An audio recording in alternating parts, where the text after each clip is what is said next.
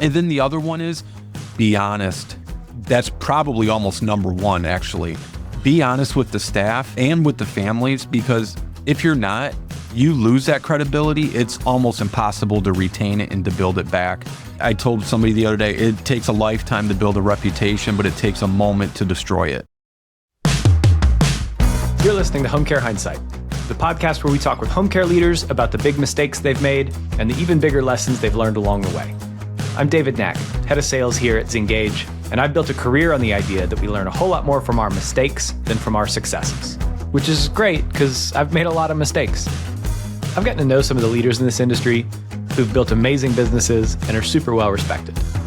So I thought it'd be fun, instead of asking them about the great things they've accomplished, to have them tell the story of one of the biggest mistakes that they've made and how that mistake changed their thinking and the way they run their business.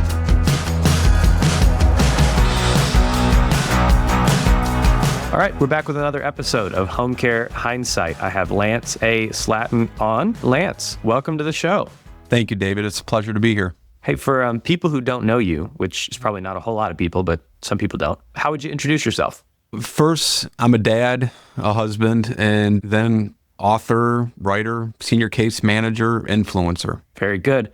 What's really interesting to me is the amount of investment and time that you've put into podcast and YouTube channel and a whole bunch of other kind of media ventures. And so, I mean, for people who don't know, tell a little bit about that story of how you kind of got started on this route of being like an influencer. Yeah, it was actually purely an accident. One, I never planned or, really desired to do anything with YouTube or podcasting. Secondly, never planned for it to continue to this day.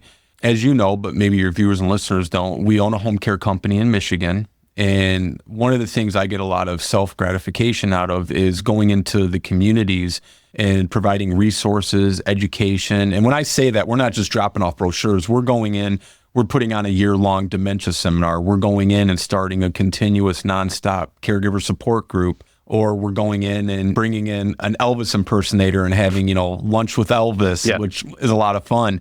But we're not just doing that in a small little town or just a little area. We're serving the bottom half, literally, of Michigan, which is a good amount of space. And, we started noticing, and like the rest of the world, COVID virus, whatever this thing is going on, could be pretty serious, and it doesn't look like it's getting better.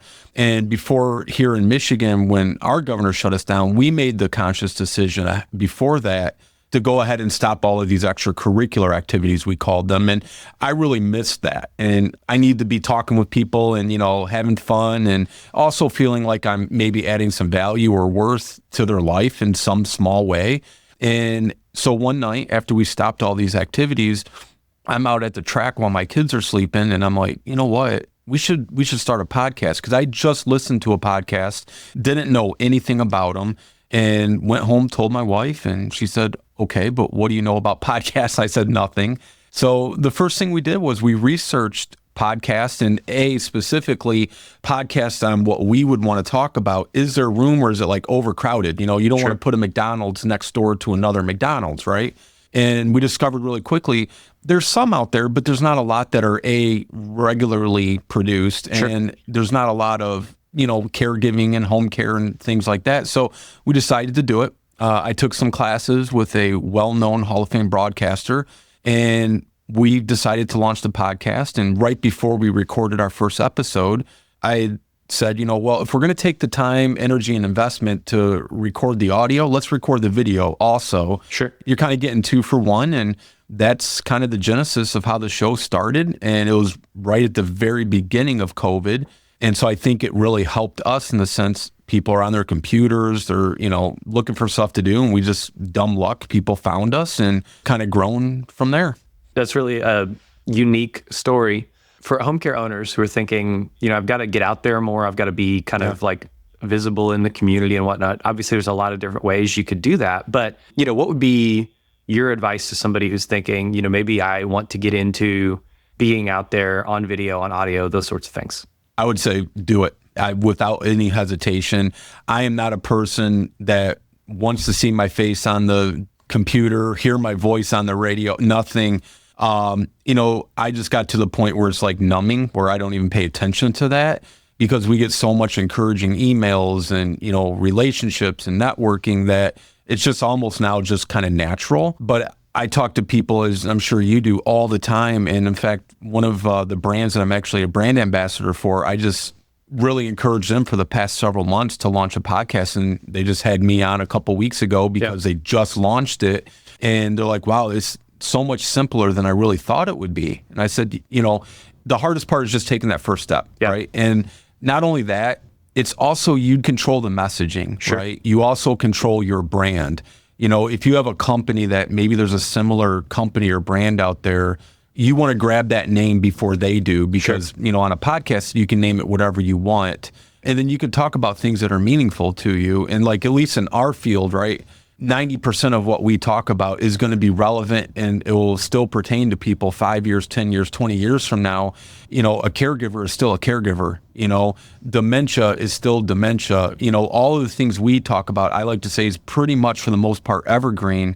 That's going to resonate and benefit people long after I probably stopped doing the podcast. There's always new challenges in the home care space, but, I read stuff that's 10 or 12 years old and it's talking about caregiver shortages and ideal client profile and, all this kind of stuff. And while certainly there's new research coming out about dementia and Alzheimer's and client care and those sorts of things, you're always going to need the 101 level stuff for people of, nobody thinks about Alzheimer's until they have that in their life. And then it's like, wow, great, I get to be an expert at this new thing. Yeah. Absolutely. Well, listeners of the show will know I always do this dumb segment called What Kind of Person Are You? Which is because I just want to get right to like what makes a person tick and what's unique about them. And so in order to ask that question of you, you've got an ideal, what's your ideal Saturday afternoon? Ideal, I'm either coaching my kids in sports or watching them participate in sports. Do you have a favorite sport you've coached and maybe a least favorite sport you've coached? Not a least favorite, because I probably wouldn't coach it because I wouldn't be helpful to the kids I'm coaching if I don't like it. I can't do things I don't like. Yeah. But my most favorite is coaching my kids in soccer and basketball, hands down. Very good. And how do you think about being a sports dad? Because I grew up and had a dad who was really kept his eye on the ball in terms of sports is a vehicle for character growth. It's not a way to get rich. It's not a way to be a D1 athlete. Maybe I missed my potential there. Probably not. Yeah.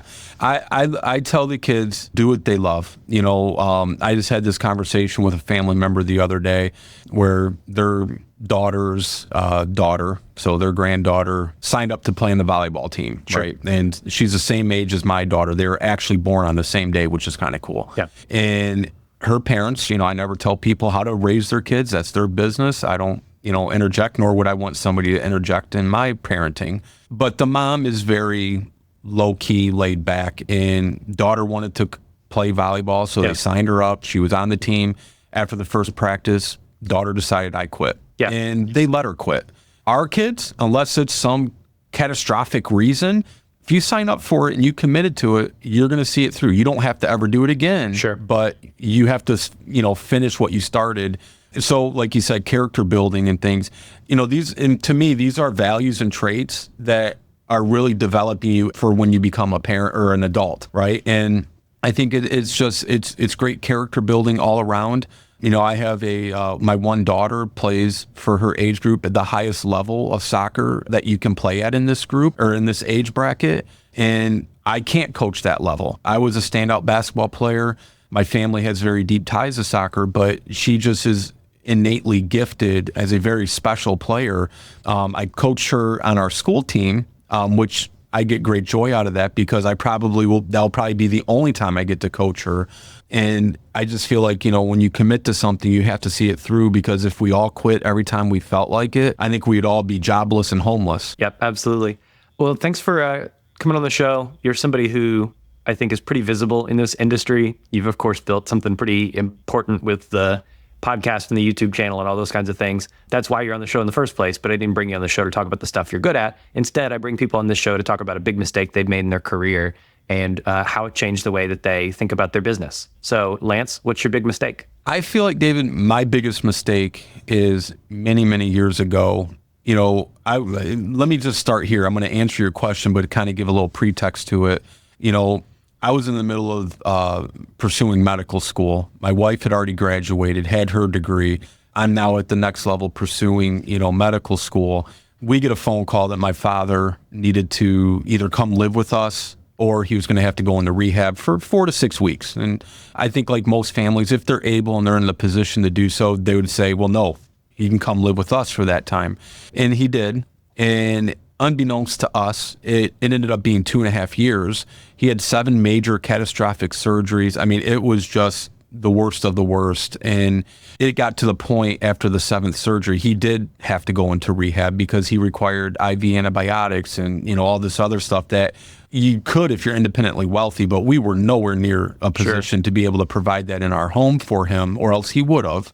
But, during that time, David, I'm working in the labs at the university. I'm doing student teaching. I'm doing my normal course, work and labs and everything. And we got no reprieve from that. There was no such thing as respite. It existed, but we were just never told that it existed, and here I'm very, dialed in, if you will, into, medical school and healthcare and all this stuff. No one ever offered us any sort of, support, resources. Have you thought about this? So I actually went to have lunch with a good friend of mine, and in the hallway, there was a home healthcare company that was hiring. And I thought, this would be a great way to maybe make a little more money than what I'm getting at the university, even though I love those jobs. University jobs just don't pay much, as we all know. And they didn't know anything. They didn't know what they were hiring for, what the qualifications for. And I had gone through EMT and paramedic training because I wanted to build that resume for medical school, right? And I left there and I called my wife and I said, kind of like with the podcast, I'm like, I have an idea. Why don't we start a company where we send people into these homes and help people that are in situations like us, having no clue there's an entire industry out there that's doing this. Yeah. And that's kind of how we started our company, was because of that idea. And very early on, though, I felt, and this is where I feel like my biggest mistake, and I don't know if it was so much per se a mistake as much as it was just kind of learning as you go. It was trusting people. You have people come in, you hire them. Yeah, I can work Monday through Friday, 9 to 9, whatever they say. And then all of a sudden they come in to go through their training and their orientation, and you have them scheduled to go start with this client in this family. Well, I can't do 9 to 9, but I could do 9 to noon.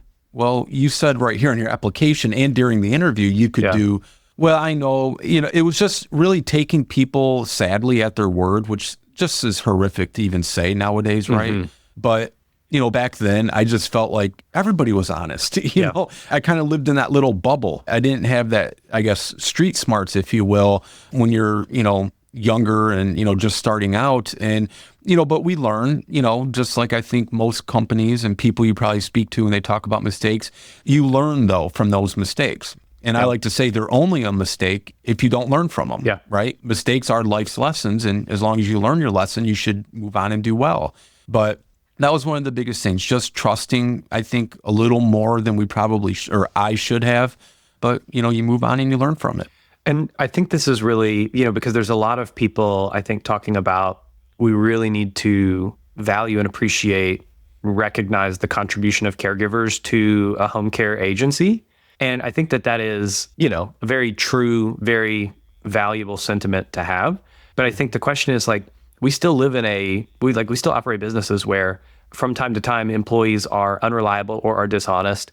And I think it's easy to swing the pendulum all the way to, well, I can't trust any of these people. And, I'm just so frustrated that if I didn't have to deal with caregivers, my life would be so easy. And so how do you think about approaching caregivers in your organization with a lot of openness and trust and transparency, but without just saying, oh, yep, everything you're telling me has to be 100% true, and I've got to totally defer to you, but also, not get jaded or bitter or something when something doesn't go the way you want it to? Well, I love this question. I had no idea you were asking it. I think this is a great question.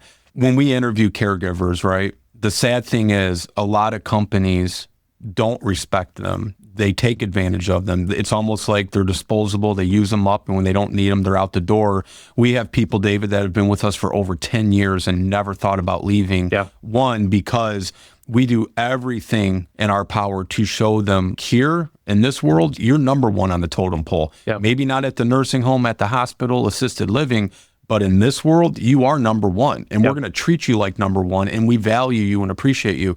But to go to your point, we will interview caregivers, and I say it, our other office staff say it, and they'll say, well, that's what the last company said, whatever, their bad experiences. They're bringing those experiences, and we realize and appreciate that, in the door with them, right? So I'll say to them, you know what, though? The last caregiver who said they were going to do X, Y, and Z, they were a no-call, no-show. We never seen them again. I'm not holding my experiences with maybe bad caregivers against you, because you're you, just like we are us. We're not that other company. You're not that other caregiver. We're just meeting each other. We're going to start fresh. Judge us by our actions. Give us the benefit of the doubt, just like we're giving you the benefit of the doubt. We're not already judging you based on what other caregivers have done. And that really hits home with them really profoundly, because, what you're saying to us, we could easily say back. And we don't do that. And we don't hold bitterness, because we look at them as, like I said, we have so many employees, 5 years, 10 years and more. And we hear it from all of our current staff and people that have retired and have moved on to retirement. This has been the best place they've worked at, because we thought at first, some of them will say, we thought at first, well, you're just saying that because I've had but you actually delivered during COVID every week. Now we're talking about 2.5, almost 3 years or whatever. Every week, David, we had gift bags and this is a big job, because we're going to every home. We're taking them an appreciation bag. It might be something as simple as a $10 Subway card, we have, and I don't want anybody to steal this if they're in Michigan, so I'm copywriting it. When they hire in, part of their paperwork, we have one page, and they love this page. It's about 20, 25 questions about who they are. What's your favorite drink? What's your favorite candy? What's your favorite hobby? What's your because there's a reason we're asking you that, because when we go around and show these days of appreciation, and they're not far and few between, they're regularly, we want to make sure we appreciate you. Because, David, if you don't drink pop and we don't know that, and we're just like, well, we appreciate you, David, here's a 20 ounce of Coke and a $10 Subway card. Well, that Coke's we want it to be something meaningful to you. So if you like, green leaf tea and, Ritz crackers, we might get you a big, box of Ritz crackers and 5, green leaf teas, just to say, you know what, David, we just want you to know we see you, we value you.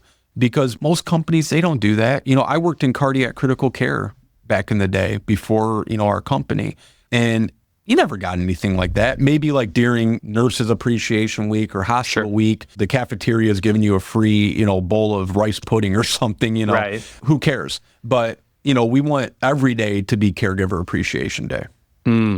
I think I appreciate a couple of things in there. The first is, when we talk about how do we avoid bitterness, you're not bringing baggage from the last caregiver to this interaction. You're not holding this new person accountable for what somebody else did.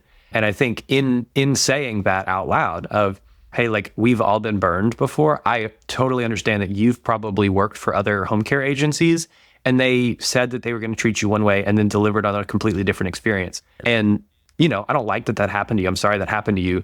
But, I think you've got to approach us with the openness of, we're going to treat you the right way, just like we're making ourselves vulnerable to you by, putting our reputation in your hands to an extent. And we trust that you're going to take care of this, even though we've had other caregivers burn us in the past. And I think, there's this kind of baseline level of mistrust that often bleeds into these relationships. And I think just calling that out and saying, hey, I understand that this is a risk for you. It's a risk for us too, but we're willing to take that risk. Are you willing to take that risk? Kind of level sets and wipes away some of that baggage that they're carrying in. Absolutely. Yeah. Well, thanks for sharing all that. I want to ask you next about something that you think is totally underrated, that's way more valuable than it is, but that for whatever reason, it's just not seen that way. For me, on a bigger picture, because it kind of all ties in together, is the home care industry as a whole. One of the things that I, really experienced for us in our company was during COVID. I can't tell you the countless number of families that discovered, boy, there's home care. What is home care? Like, somehow, some way they discovered it. Maybe some families said, we were desperate because, our mom is dying of cancer, and, we're in Michigan. We're standing outside her window at her nursing room and having to wave through the glass, and you can't hear each other. And, that it's like almost doing a jail visit, right? And they said, we knew there had to be something, and they discovered home care. And one of the things that makes me feel like it is so underrated and underappreciated is, I can't tell you how many families over the years, we've helped prevent a long-term, issue from having a stroke. The staff, not me, they identify my clients having a stroke right now, or maybe having a stroke, and they'll initiate 911. They can administer the TPN, start reversing the symptoms of the stroke. That's not going to be done if you're in an assisted living or independent living, or, we're one-on-one with that person, and we get so intimately connected to these families on a very personal level, because it's unlike at the hospital where it's just every couple of hours somebody might check on you, or you have a different nurse every other day. Like, our staff are with these people until the very end, oftentimes. And, I don't think people really realize what home care truly is. We tell people it's not just for old people. We have several families that we're taking care of their child with special needs and disabilities. A really sad story, a woman in her mid-30s, her and her husband just built and moved into their dream home. Now they're young. She gets diagnosed with an aggressive form of breast cancer. She's out. She cannot work. She's very sick. They just built this home. You got to still pay for the home. They don't have Medicare because of their ages. They're not going to get Medicaid. And, we're like that. We are such an important part of that support system, not only for her, but also for the husband, because he has to still go to work. He can't stay home. Now, of course, there's FMLA, but we're talking about still being able to pay the bills and, maintain insurances. And I just don't think the average person, and that's just the way society is and the way the healthcare system is set up, really truly appreciates and understands what home care is. They think it's, oh, you're going to come and cook a meal for my mom and clean the house. Right. Well, we can do that, but we can do so much more to help them with their ADLs and IADLs and get them to their appointments, make sure they're not missing medications, taking the wrong medications. It's such an important instrument in healthcare, but it's just not recognized. I can't tell you how many times, we're very, very hands-on with our families. It's like I said, David, it's not just a business. This is very personal for us, and we truly care at the deepest level. One of our clients goes in the hospital, we're going up to visit. Oftentimes I've gone or someone from the office, and we're there, and, the family wants mom to come home or dad to come home, and the doctor will say, I can't send her home alone. Well, now to the family, they're thinking, yeah, mom lives alone, so maybe the doctor doesn't want her to go home. And then somebody will say, well, but does the doctor know that she has home care? Well, no, he never asked. He just thinks it's a 95-year-old woman, widowed, lives alone. Doesn't say, is there any support, any services? And then the family will go and just say, well, doc, will it make a difference? Because mom really wants to pass in her home. We want her in her home. She does have staff at the house helping her. Oh, well, I didn't know that. Well, of course, yes, she can go home. So, it's not even a thought oftentimes when we're looking at, what the environment is of these people we're caring for through the lens of the healthcare providers. Your journey kind of mirrors this same kind of theme of like, you were going to be an MD, kind of traditional participant in the healthcare system, very high level of achievement. How do you think about your contributions to kind of the healthcare ecosystem and to people's health and quality of life now versus what you might have done had you been able to stay the course in your healthcare education and journey there? I love that question because I had this question in a different way not too long ago. Someone said, did you go back? Did you attend medical school? I said, no, I didn't. Their next question was, oh, you must have really regretted that. And I said, I've never even thought about it. I have no regret.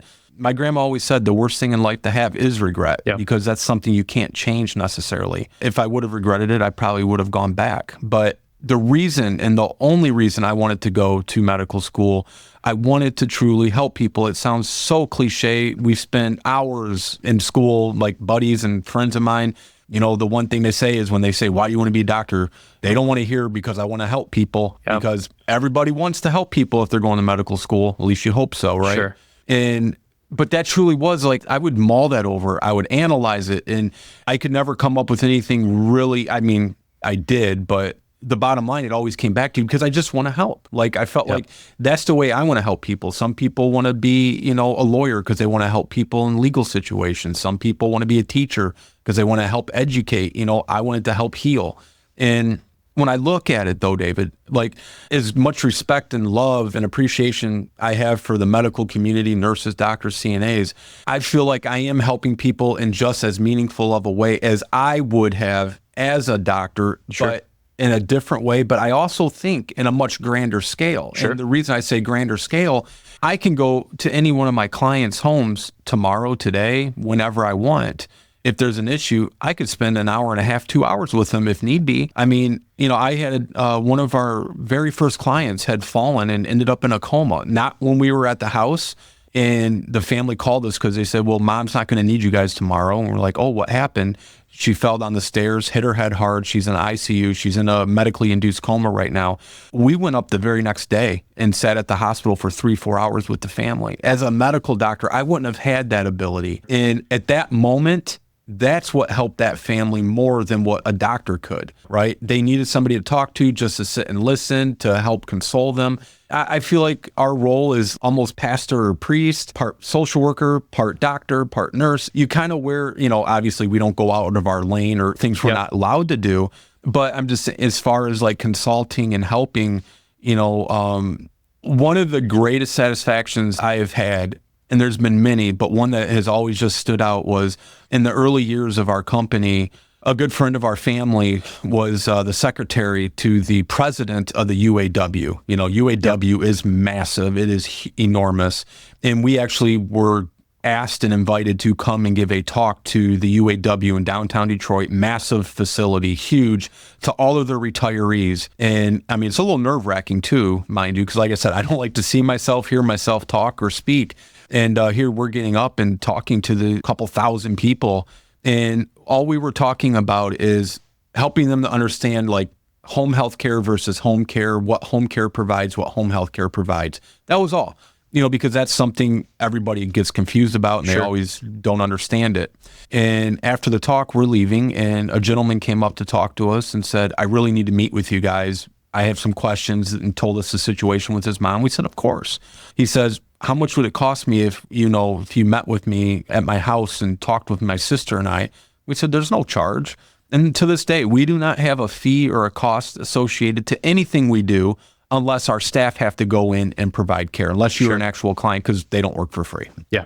So we met with him. We took our nurse at the time. She's since retired. She went with us.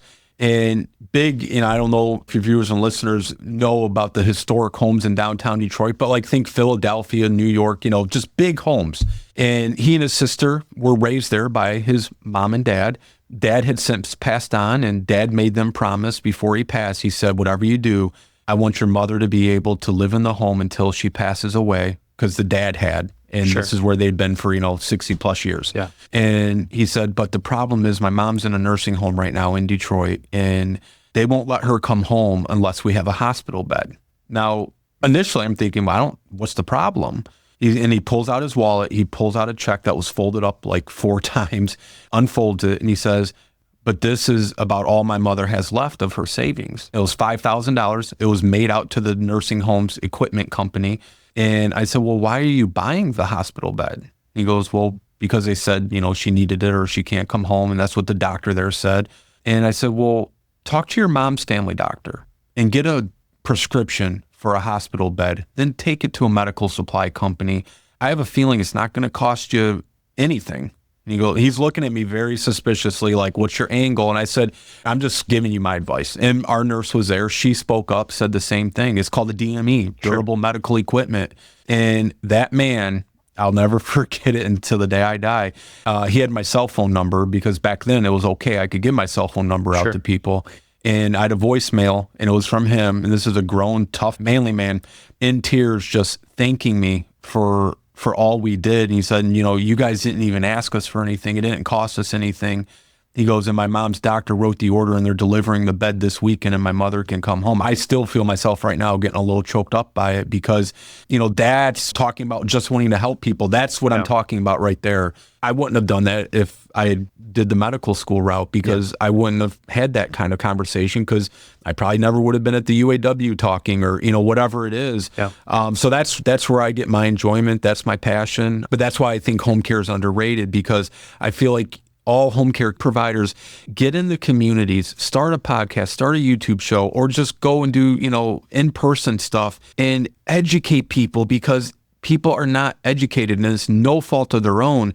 But just like myself, I never even heard the word caregiver, David, to be honest with you. I never said, I'm a family caregiver. I'm a son helping my dad. That's what I looked at, It wasn't until, much later I started saying, I was a family caregiver to the truest sense. I'm having to bathe him, dresses, changes, bandages, but we just get that enjoyment out of helping these people however we can. Well, that's really good stories. Thanks for sharing. Thanks for disrupting the flow of the podcast because the flow of the podcast exists for moments like that. So thank you. Next thing I want to talk about is we talked about a big mistake that you've made in your career. What's a little mistake that you see home care owners making all the time? And if they quit, it'd make their lives or their businesses like 10 times better. First, and I'm not going to say all home care owners, but often we have seen 9 out of 10 companies when we come in to replace them or families say, well, are we going to have the same caregiver? We say yes. We say barring, injury, illness, sick days, vacation, or accident, we don't rotate our staff schedules. They love it. 9 out of 10 home care companies that we're aware of, I'm just speaking from personal, knowledge, not trying to broad brush everybody. They rotate. Mary will work here Monday, Wednesday, Friday. The next week, she'll be Monday, Wednesday, Friday at another house, and then she might come back on the third Tuesday of the month. It's a revolving door in the home, and the families love the fact that they get to build that camaraderie and that familiarity with that one caregiver. Or, like if it's 24/7 or, whatever, the same team, I should say, of caregivers. But most companies that we're aware of and from families and from our staff will tell us, they never knew what house they were going to. So how are you really building up talking about the podcast flow? How are you building up the care flow, right? Yep. If you're always having a new person come in. With us, we sit down with our team, we do our intake, we do our evaluation, we do our, assessment, and then we identify, okay, what caregiver is going to be the strongest in this position for this home. And then before they ever step foot in the home, the caregiver, we meet with them in our conference rooms. And we'll go, okay, this is Mr. Jones. And we go through every specific detail of Mr. Jones that we have. And we do tell families, and the staff know this, but once you're in there and spending that one-on-one day-to-day with Mr. Jones, you're going to pick up on stuff that we don't know and that maybe even the family doesn't know. But this is the overview of what you're going to be dealing with. And we go with them. One of our case managers will go with that caregiver to that home for the first visit because, one, it's uncomfortable often for the client, and it's caregivers a little uncomfortable. They're going to a new environment. They've never been there. So the commonality between the two is our offices and our case managers, and it's just a nice icebreaker. It's a nice level of comfort. And now, again, of course, if it doesn't work, we tell the families, give it a couple of visits, and then we can make a switch. But I don't even know if that's happened more than 2 times in almost 15 years. It's usually really a good connection and it's a good level of comfort. And then the other one is be honest. That's probably almost number one, actually. Be honest with the staff and with the families, because if you're not, you lose that credibility. It's almost impossible to retain it and to build it back. I told somebody the other day, it takes a lifetime to build a reputation, but it takes a moment to destroy it. And when you're meeting with these people, like we've talked about previously here during the show, they already have preconceived notions and baggage and experiences that they've been taken advantage of or, whatever, they've been lied to. Don't do it to them again. And I think as a whole, that hurts the home care industry in general because, again, just from our experiences and people talking with us and information from families and caregivers, I mean, we have a list of almost 15,000 caregivers, so I have a pretty good sample size, you know what I mean? And that's been their number one complaint. They lied, they said this and they did this and they didn't back it, and then they leave the industry. You might be losing a tremendous caregiver that could provide so much support to families and help them. is going to go off and maybe go work at a facility or, whatever. Yeah. Just honesty is the best policy. If they, one of the ones that irritates me the most is like when we hire, David, we're hiring because we actually have openings. I can tell you how so many companies, they hire just to say they're hiring, and then they'll hire that person, and that person never even gets put on a schedule. They're like, well, I got a job. We're like, well, why are you interviewing for this job? Well, I haven't gotten any hours yet. Well, how long have you been with them? Well, I hired in about a month ago. I said, well, odds are you probably don't really have a job. You may have been hired, but you aren't earning an income, and they're building up a roster. And then when they get work, then they go through and they call all those names and say, oh, guess what? You got a job I said, we can start you within, 72 hours. We do your background check, your screenings, your motor vehicle. We'll go through the care plan and we'll get you going right away, So I just say honesty. Makes sense. All right. We've talked about a lot of mistakes that people have made, yourself included. I want to hear about something, though, that's happened in your business lately that you're proud of. The thing I'm probably most proud of is we've done it the right way. We've been honest. We haven't cut corners. We haven't cheated anyone, and that leads to the thing I'm most proud of. The last 6 years, we've been voted the #1 home care provider in the state of Michigan. I rarely ever even bring that up because I don't talk about it for ego or to be braggadocious. I talk about it because it's blood, sweat, and tears. I mean, Anybody that tells you it's easy and simple has never worked in the home care industry. It's unlike any other beast. My family owned a restaurant when I was younger, and I've always said you couldn't give me a restaurant, the nicest restaurant in the world. I would not take it. Yeah. I do not like working in the restaurant. And that was like, 18 years old. But home care is different because it's like, what came first, the chicken or the egg? Yeah. We get a call today for somebody that needs 24/7 care.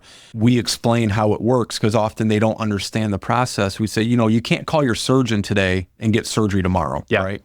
You can't call to get home care today and have us show up tomorrow. Yeah. You're talking about a team of 5 to 6 people. So do you hire first, or do we've kind of worked out our own formula that seems to work almost flawlessly. But right now, these days, and that we're living in, staffing for any industry is very, very tough. And the more your staff know that you appreciate them, that's where all that honesty and credibility and backing up what you say and showing appreciation. That's when it's kind of rubber meets the road. Yep. They know who we are, right? And we've proven it over time. But for a lot of companies that did take advantage of people or do take advantage of them, their staff there's no loyalty there. They don't feel a connection. So when they see a place that might give them 25 cents more an hour, they're probably going to leave. Yeah. Listeners of the show will know that those are all the things that we're talking about and thinking about all the time with our customers and with folks in the industry. And so thanks for the work that you're doing to build a really strong culture where people feel like they belong and feel like they've got a place and know that they can trust you guys and all that. So that's a great accomplishment. Before we sign off here today, what do you want to plug? Where can people find you? I'm going to plug our show, I guess. It's allhomecarematters.com. We have videos on there for pretty much every situation and all of the leading thought leaders in the country. And I will plug, last year, we won our YouTube Silver Creator Award. That is the video I am most proud of because it was kind of a spoof on the whole care industry. And my kids, always wanted to be in a video, and we don't put our kids on social media or whatever, but we made an exception for that video, and they all got to play a fun part. It's cute. It's fun. It's short. But yeah, all home care matters. Awesome. Well, Lance, thank you so much for coming on the show today. Really appreciate it. On behalf of the team here at Zengage, thanks for listening to the show. We'll be back next week with another episode, so be sure to subscribe wherever you listen to podcasts on Spotify or Apple or YouTube. Leave us a rating while you're there. Helps other people find the show. If you have comments on the show, drop me a line, david@zengage.com. Would love to hear from you, chat with you there.